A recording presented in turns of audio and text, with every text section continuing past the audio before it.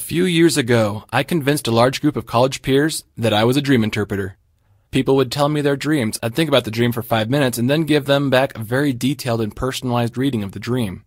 It was a great party trick and icebreaker because it worked decently on strangers and it worked extremely well on the people I knew. The trick? I was a film major and creative writing minor at the time. Reading way too much into movies and making the trite and meaningless sound amazing and transcendental is what I did. I was good at it. I could write an A paper on any movie I'd recently seen in under 20 minutes. And I only had to make the small jump from movies to dreams. But I knew that things were getting out of hand when people would show up at my house in order to have their dreams read. I told everyone I wasn't a dream interpreter, but they wouldn't believe me. Hello, my name is Steve, and I have a dream cult down in Texas. You'd think it would be one of my easiest victories as an atheist evangelist, but the results are straight out of Monty Python's Life of Brian. It's like the Derren Brown specials, where he does a cold reading and convinces a crowd that he's a psychic, but they don't believe him when he confesses to being a magician. This is my video where I make my first point. Atheism is the best dance to have in a universe where either there are no gods or no gods make themselves apparent and might as well not exist. A universe very much like ours. My stance from the beginning has been, there is no valid reason to believe in any gods. But what I see time and time again is religion validating the invalid. Through word games, deception, logical fallacy, the list goes on and it's not complimentary. It's why I think that promoting intellectual honesty is the best cure for religion. Not that I think that Zach is being dishonest. I think he truly believes what he says, but it is possible to be truly wrong. The difference between Zach and I is the difference between Fox Mulder and Dana Scully. Not only does Zach have that Mulder smolder going on, but Zach wants to believe, and he's got some good indicators that he might be right, so he's going to run with that theory. While I'm caught up in the pursuit of evidence, but I never find any. This is the great split between Zach and myself. Zach prizes faith, while I prize empirical evidence, or reason. To bridge the gap, and cleverly so, Zach is going to try to provide some evidence, but not from the realm of science, but from the realm of philosophy. It makes you kind of stop and think about it. If God only lives in the minds of others, then that's where I suppose his evidence is going to come from. Zach is going to make an appeal to creation to support his God hypothesis. Zach, you went looking for the answer, is there a God? Or maybe, can I prove that God is real now that I believe in him? I'm sure you researched your reasons well, but I think that you got steered down the wrong path by a few preconceptions from people you trusted or were very convincing. Religion does that to people. The path you laid out, from me existing to the Christian God existing, was pretty well laid out, but at a couple of points along the way, it looks like you went double down on the God hypothesis rather than looking at the alternatives.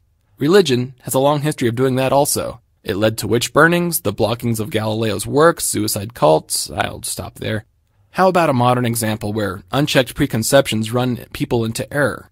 God exists. God wrote a book called the Bible that lets us know him. The Bible lets us know that God grants spiritual gifts to his followers. One of those gifts is dream interpretation. He gave that gift to Joseph, the dream code guy. This one guy, Steve, just took a spiritual gifts test that indicates he's a dream interpreter. I trust this test because it did a great job of telling me what I am. And this guy proved that he's a dream interpreter when he floored his friend with a dream interpretation. You should hear this guy. He's amazing. Steve is a dream interpreter. There were many steps along the way where folks could have gotten off the crazy train, but instead they went double down on the dream interpretation theory. I liken this cosmological argument to a giant word game because from where I am standing, it looks like one. I fell for it too when I was younger, so don't feel bad. Just let me show you a few alternatives to the path you took. Here are some of the qualities that you've listed of your God so far, or at least the first cause. I'll go through them one by one. The first cause must be infinite. I'm guessing you're talking about infinite in time since you're trying to stop an infinite regress. I'm also guessing that you're looking at time as a one-dimensional construct and not as the nonlinear bubble that scientists believe it to be. Because in the second case, there could be an infinite regress into an infinite past. The first cause is unchanging. This I'll agree with you because I don't see how God can change in order to make himself start existing. I don't think you meant completely unchanging here, but instead, its nature doesn't change. If we're talking about the Christian God, then he changes his nature quite a bit. His mind, habits, covenant, dispensation, requirements for salvation, his stance on pigs, the definition of the word virgin. He was immaterial, alive, dead, then alive again, then hasn't been seen for 2,000 years. Way too much changing going on for my tastes.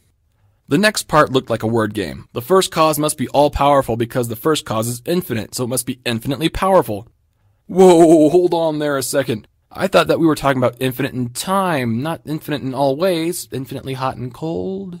This isn't going to work, but we really don't need an infinite power. Going back to the Big Bang for a second, if the Big Bang was infinitely powerful, then all matter everywhere would be traveling, and it'd be infinitely hot, it'd be traveling infinitely fast, breaking light speed, going back in time, and the math is starting to hurt my brain.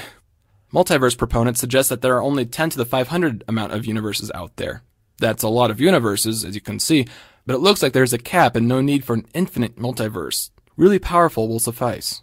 Like the Christian cosmologists who pull a word game to show that God is all-powerful and must exist, I can pull a word game to show that he can be all-powerful and not exist.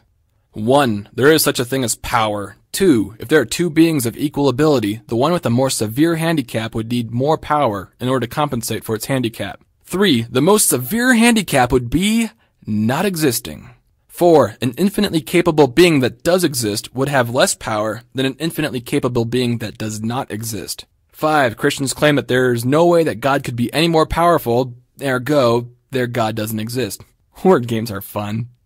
But then it's the next word game. It's a big jump over to the first cause being all-knowing. The rationale is that the first cause couldn't create something it didn't have.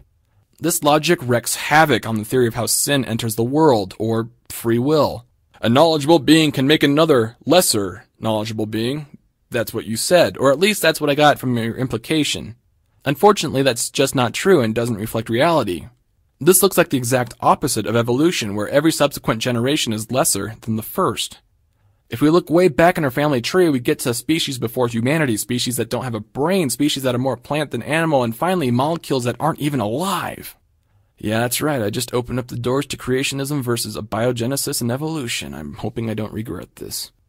Our knowledge keeps growing, but it isn't drawn from some first cause. If anything, it's fashioned as humanity perfects language. Even your own religion doesn't agree with you on this, Zach. Apparently you can eat knowledge, although it does have some rather drastic side effects. You went down the route where the first cause has knowledge, and these experts in cosmology didn't. And that led you to the conclusion of who, rather than the conclusion of what. What about goodness? I'll get back to that. I'm over my time limit already.